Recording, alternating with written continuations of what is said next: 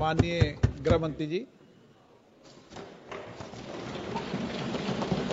मान्यवर, संविधान के अनुच्छेद 356(1) के अंतर्गत राष्ट्रपति महोदय द्वारा 13 फरवरी 2025 को जारी की गई उद्घोषणा का अनुमोदन करने का मैं प्रस्ताव लेकर सदन के सामने आया हूं।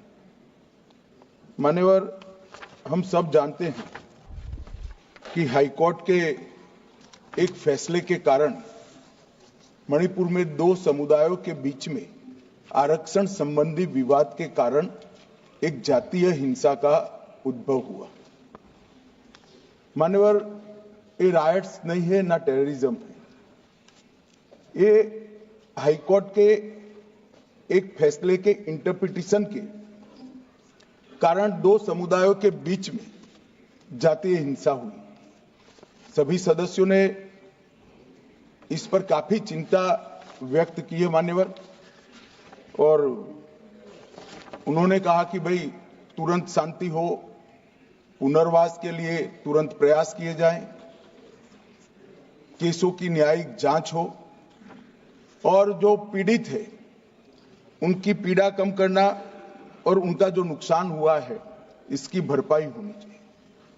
मान्यवर, दिसंबर, जनवरी, फरवरी और मार्च 4 महीने से वहां पर हिंसा नहीं है। और जहां तक कैंपों का सवाल है, पहले से ही इसके अंदर खाने पीने की व्यवस्थाएं, दवाइयां, मेडिकल सुविधाएं, ये सब सुनिश्चित कर लिया गया है। टेक्निकल एजुकेशन, मेडिकल एजुकेशन की वहां पर ऑनलाइन व्यवस्था हो चुकी है। प्राइमरी एजुकेशन के लिए कैंपों के लिए अंदर ही वहां पर वर्ग लगाए गए हैं, जहां इनकी पढ़ने की सुविधा करने का प्रयास किया गया। मैं नहीं कहता कि ये सुविधा अपने घर में रहकर बच्चा पढ़ता है इतनी अच्छी है, मगर हम सब जानते हैं मान्यवर, जब जातीय हिंसा होती है तब ये सारे प्रश्न खड़े होते हैं। मुझे लगता है कि इसको पार्टी के साथ एकदम जोड़ना नहीं चाहिए। मैं इस तरह का जवाब भी देना नहीं चाहता सदन में कि आपके समय में इतनी हिंसा हुई थी, हमारे समय में इतनी हुई, आपके समय से हमारे समय में कम हुई है। हिंसा होनी ही नहीं चाहिए। इसमें इन प्रिंसिपल किसी की इस सदन में असहमति नहीं है, परंतु पिक्चर इसी तरह से खड़ा करने का प्रयास किया कि भाई भाजपा के शासन में ही जातीय हिंसा हुई है। मान्यवर, मैं 2-3 चीजों पर ध्यान आकर्षित करना चाहता हूं। पहले मैं सिर्फ मणिपुर की ही बात करूंगा। मणिपुर में 1993 में जातीय हिंसा हुई, नागा कुकी संघर्ष हुआ। 93 से 98 तक 5 साल तक चला, 750 मौतें हुई। और मान्यवर, इसके अंदर छूट-फूट घटनाएं 1 दशक तक चलती गई। मैं ये नहीं कहता कि 1 दशक तक चली थी, हमारा कम हुआ है। हम तो ऐसा मानते हैं हमारे समय में जरा भी नहीं होना चाहिए, मगर एक दुर्भाग्यपूर्ण फैसला आया और इसके कारण हिंसा बढ़ी। इसको तत्काल कंट्रोल कर दिया गया। जो 260 मौतें हुई है मान्यवर, इसमें से 80% पहले 1 महीने के अंदर ही हुई, 80%। बाकी सारी मौतें बाकी महीनों में होती गई।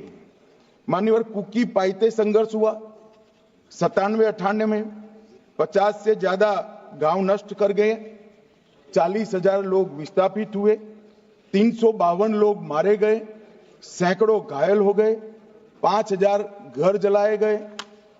मतई पंगल संघर्ष हुआ 1993 में। उस वक्त 100 से ज्यादा मृत्यु हुई थी और 6 माह तक हिंसा चली। अब मैं चित्र इस तरह से खड़ा कर दिया गया कि भारतीय जनता पार्टी विफल हो गई। मैं इतना ही कहना चाहता हूं, ये तीनों हिंसा, बड़ी बड़ी हिंसा, 10 साल, 3 साल और 6 माह और सैकड़ों मृत्यु इससे भी ज्यादा, वो इंडी अलायंस के शासन में तीनों वक्त आपके ही प्रधानमंत्री थे और उसके बाद भी नहीं गए, कोई गृह मंत्री भी नहीं गया। जो मुद्दे उठाते हैं उनको मेरा सिर्फ छोटा सा वास्तविकता में बताना चाहता हूं। और मान्यवर, ये तो जातीय हिंसा थी। हमारी सरकार आई 2017 में, उसके पहले 5 साल में एवरेज एक साल के अंदर 212 दिन मणिपुर बंद रहा है मान्यवर, कोई जातीय हिंसा नहीं थी, एक लगभग 1000 से ज्यादा एनकाउंटर हो गए, सुप्रीम कोर्ट को संज्ञान लेना पड़ा था मान्यवर। हमारे 6 साल में एक भी दिन बंद नहीं रहा, ब्लॉकेड नहीं हुआ, हिंसा नहीं हुई। जब एक विशिष्ट परिस्थिति हुई कि सुप्रीम कोर्ट के एक जजमेंट का इंटरप्रिटेशन दोनों समुदायों ने अपने अपने खिलाफ किया, अरे हाईकोर्ट के, और 2 ही दिन में हिंसा भड़क गई। और एक ये भी कहा गया कि इसको नजरअंदाज किया गया, जिस दिन जजमेंट आया उसी दिन यहां से कंपनियां वायुसेना के विमान में मान्यवर वहां रवाना कर दी, कोई नजरअंदाज नहीं किया।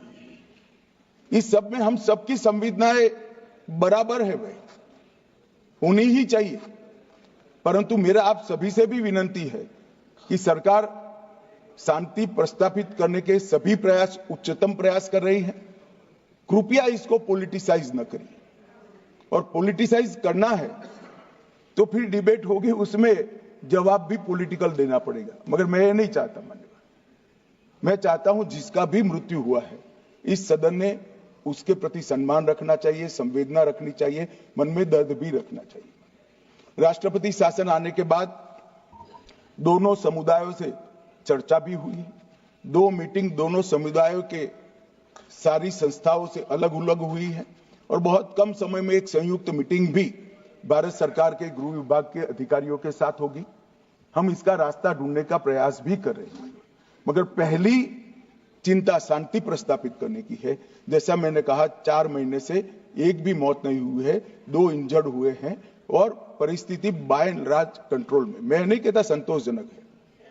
जब तक ये विस्थापित कैंपों में रहे तब तक संतोष होने का सवाल ही नहीं। पुनर्विसान पैकेज पर भी अभी चर्चा चल रही है मान्यवर, और आज तो मैं सदन के सामने मान्यवर ये राष्ट्रपति शासन का अनुमोदन कराने के लिए आया हूं। ये कहा गया कि अविश्वास प्रस्ताव, कोई अविश्वास प्रस्ताव रिकॉर्ड पर नहीं मान्यवर। कांग्रेस पार्टी के लिए अविश्वास प्रस्ताव लाने के लिए इतने विधायक ही नहीं है कि वो अविश्वास प्रस्ताव लाए। ये हमारे मुख्यमंत्री ने इस्तीफा दिया, फिर राज्यपाल ने भाजपा के 37, एनपीपी के 6, एनपीएफ के 5, जेडीयू के 1 और कांग्रेस के 5 सदस्यों से चर्चा करी। जब बहुमत सदस्यों ने कहा कि हम सरकार बनाने की स्थिति में नहीं है, तब राष्ट्रपति शासन की कैबिनेट ने अनुशंसा की, जिसको राष्ट्रपति महोदय ने स्वीकारा, और जो सुप्रीम कोर्ट का जजमेंट है इसके हिसाब से मैं 2 माह के अंदर इसका अनुमोदन लेने के लिए आया हूं। मेरा सदन के सभी सदस्यों से विनती है कि सरकार चाहती है कि जल्द से जल्द शांति हो, जल्द से जल्द पुनर्वसन हो, और जो जख्म लगे हैं उस पर मरहम भी लगाया जाए। कृपया सभी दल एकमत होकर ये राष्ट्रपति शासन के निर्णय का अनुमोदन करें, ऐसा मैं आपके माध्यम से विनती करना चाहता हूं।